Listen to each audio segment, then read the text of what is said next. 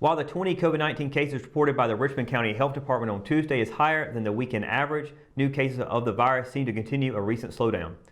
There have been 232 cases reported so far this month, including the last 2 days of January, which is less than 320 reported the first 8 days of the new year. Richmond County Schools on Tuesday reported 2 new cases involving a staff member at Rockingham Middle and a virtual student at Cordova Middle. North Carolina Department of Health and Human Services reported 2,786 new cases, the fewest per diem in more than 2 months. Active cases in the county have dropped to 250, the lowest point since December 31st, after peaking at a record high of 504 on January 14th. Statewide hospitalizations have also been declining, although DHHS reports a slight rise in COVID-related admissions from Saturday to Monday. County hospitalizations remain at 16. A local man says he found evidence of drug use at 2 Richmond County parks on consecutive days this week.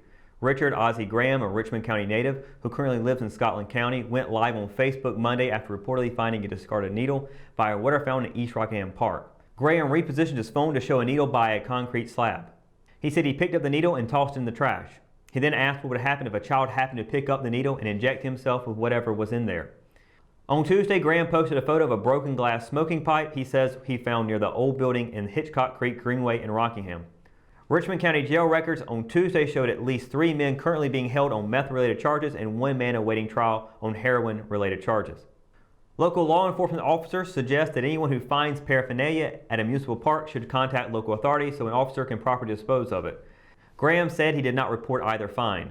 As for a solution to the drug problem, Graham said, if lawmakers and political parties were more focused on people instead of money, he thinks a lot could be done.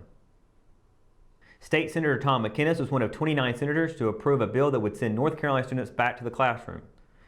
Senate Bill 37, if approved, will require all state school districts to give families the option to return their students to in-person learning for the rest of the school year. Students could also remain virtual learners if the parents so choose. According to legislators, the bill balances the critical need for in-person learning with the requirements set by the North Carolina Department of Health and Human Services in the Strong Schools NC Public School Toolkit. The Richmond County Board of Education already approved a similar local measure with students returning to class last week. The bill passed its 3rd reading in the Senate Tuesday, mostly along partisan lines, with 2 Democrats joining the chamber's Republicans. 15 Democrats voted no, and 6 senators had excused absences. A host of Richmond Raider basketball players helped the team's 5 seniors earn a double-digit senior night win on Tuesday. Hosting 71st, the Raiders netted a season high in points en route to a 72-60 win over Falcons. Ahead of the game, the program's 5 seniors were recognized. C.J. Tillman, Dylan Lewis, Patrick McLaughlin, Nigel Schroman, and Travis Thomas took to the court to celebrate their special night. Pettigrew said Tuesday's game was the first time all season that the entire roster had been together. Injuries and COVID-19 protocols had kept the Raiders apart prior to the win over the Falcons. The Raiders have a big SAC game at home tonight against Pinecrest. Tip-off is at 7 p.m. Prior to Tuesday's SAC basketball game between the Lady Raiders and 71st, Richmond's 4 senior players were recognized on senior night. Those recognized were Daviana Campbell, Jakara Covington, Asia Douglas, and Jayla McDougald. In a game that came down to final seconds, late defensive miscues cost the Lady Raiders a 57-54 loss. Covington finished with a double-double, netting a team high of 17 points and grabbing 13 rebounds. 14 of those points came in the second half, including 8 in the 3rd quarter. The Lady Raiders will close their regular season on Friday at Scotland. Tip-off is at 5 p.m., and a win would keep the Lady Raiders' playoff hopes alive. When we return, we got your Live at 5 weather report. It's coming up after the break, so stay tuned. Hometown heroes? Well, maybe.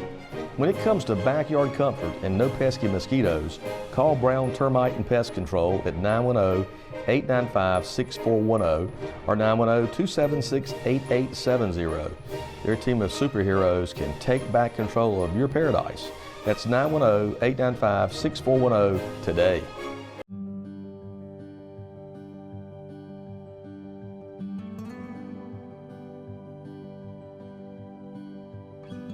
You were always more than my mom. You were my role model, my best friend, and biggest supporter. You filled my days with unconditional love. And you also prepared for the day when you couldn't be here. Because of the woman you were back then, I'm able to be the woman I am now. Your planning made this moment possible. Set your family up for life. Southern Farm Bureau Life Insurance. Your friends for life. JC's in Rockingham has you covered for used appliances, parts, trailers, and storage. We have one of the largest selections of reconditioned washers, dryers, and refrigerators in the Sand Hills, and we offer free delivery to residents inside Richmond County. Come check out our variety of trailers for any hauling job and our storage buildings for the things you need out of the weather or house. We also carry parts and accessories for appliances, trailers, truck beds, and can order the things you need. That's JC's on South Hancock Street in Rockingham. McNair Auto Sales is the place to buy your pre-owned car, truck, or van. To be the best, it takes big selection, friendly staff, and great pricing. We guarantee a no-hassle buying experience, and financing is available right on site. So come see us today. We're located at 1026 East Broad Avenue in Rockingham. And remember, with over 40 years of experience, you know McNair is the name you can trust. At Richmond County Hospice, we strive to provide high-quality care to our patients and their families. Whether it's the incredible hospitality at the Haven House or from the comfort of your own home, you can count on hospice to be there for you. We also offer monthly grief support groups, and our chaplain will be there to hold your hand in prayer. Through our amazing staff and our volunteers, hospice has made difficult times easier for our community. Call the number on your screen if you feel that you or your loved one may benefit from our services. Richmond County Hospice. Peace, comfort, dignity. You're live at 5. Weather report is brought to you by Sunset Slush, classic Italian ice located here in downtown Rockingham. Happy Wednesday, everybody. Hope you're having a wonderful day so far today. It has been a pretty nice day once again. Beautiful temperatures out there today, really hitting around the 50s. Can't complain about it a little bit. There's a bit of a wind chill out there tonight, or today rather. That kind of blew me off a little bit, but other than that, fantastic day. I can't complain about it one bit. And looking at night, temperatures looking about the same as they did yesterday evening. 6 o'clock, 50 degrees. 10 o'clock, also 50 degrees with plenty of clouds outside to cover it up. And we got sunset at 5:56 p.m. with a waning crescent moon phase out there. Almost about to be a new moon. Now looking at the highs and lows for tomorrow, unfortunately, the good weather kind of stops there. While temperatures are going to go back up tomorrow, we'll be seeing rain throughout the area, and that's going to be the case for the next couple of days. But before we get the rest of the week, talk about tomorrow. Plenty of rain with Fayetteville high of 60, low of 41. Rayford also high of 60, low of 41.